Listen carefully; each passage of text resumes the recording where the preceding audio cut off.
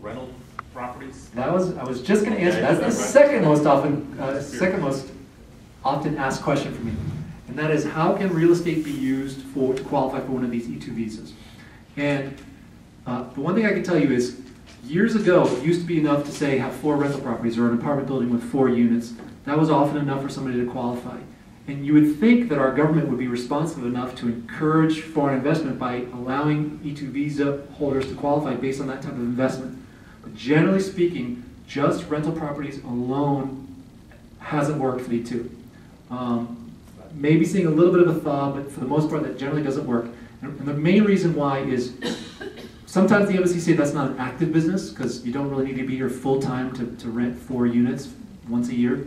The other reason why is one of the requirements for the E2 visa is that you have to show that the business helps our economy.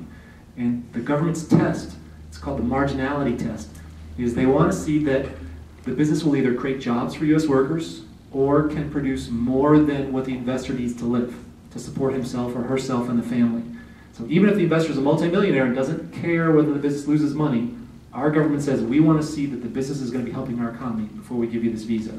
So just rental properties alone generally fails either the active requirement or the marginality requirement. But you still can incorporate real estate in an overall E2 investment strategy, and that's something that I try to tell my clients, because I do believe it's a good investment. A lot of times it's a better investment than spending $300,000 on a new franchise that's not tested. So, for example, and I know you're probably all more into residential real estate, but a person can purchase commercial property for their business. That's a way to do it. Seasonal rentals in certain areas, if they're allowed in this county, can work, because that's requires a lot more activity. The government says, okay, you've got to be here year-round to get to have that going. Also, we've had success with the business of buying, renovating, and selling.